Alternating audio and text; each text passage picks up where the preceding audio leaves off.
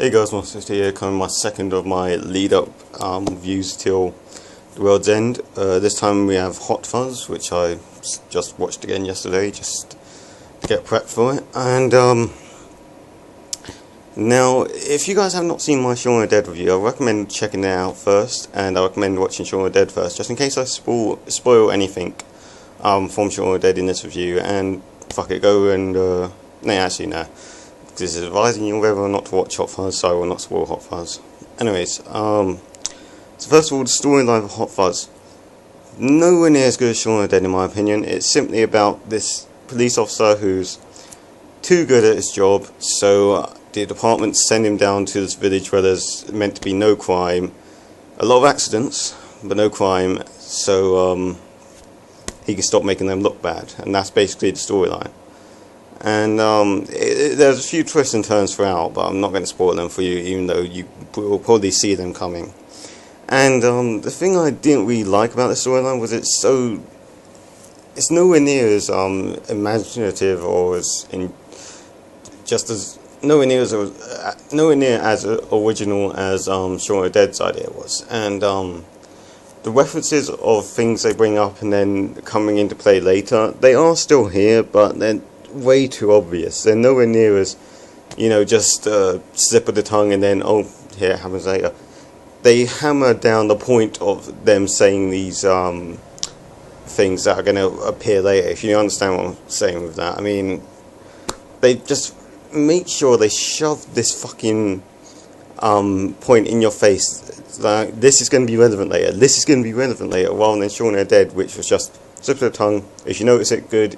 If you notice it, well done, you've got a very perceptive ear. If you didn't, then I guess you're not really into looking out for that sort of thing. Which is why I didn't think storyline was anywhere near as good. And overall, a good storyline probably. It is good and it has a few twists and it's somewhat original, but it's not anywhere near as good or as original as Shaun of the Dead. So therefore, storyline I'll give it an 8.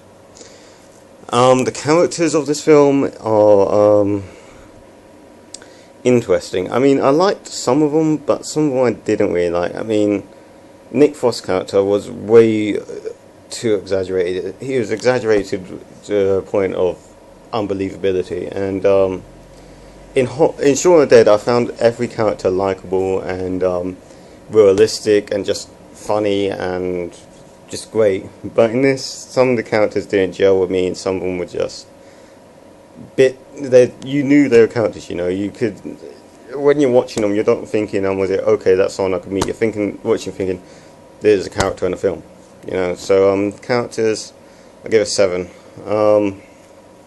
acting, I'll give it 10, I can't fault that, the humour, here's the thing. With Shaun of the Dead, the humour is just so well done and so natural. In this, the humour's grown on me, but when I first watched this film, I was like, what the fuck is this? Coming from Shaun of the Dead, which is so great, this is just, the humour is nowhere near as smart and intelligent. It's good, but it's not great, I mean, I don't know, you watch the film, you understand what I mean, hopefully. So, humour-wise, I'll probably give the film an 8 as well.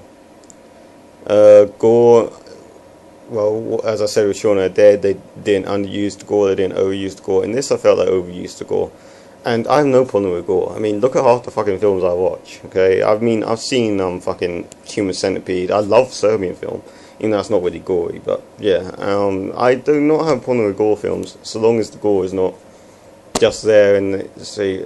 I mean, so long as the gore is not just used because we can use gore, like, when you see gore, you're meant to think, okay, I don't know how to explain this. I like gore to have presence, like, rather than just being there because you can put gore in the film.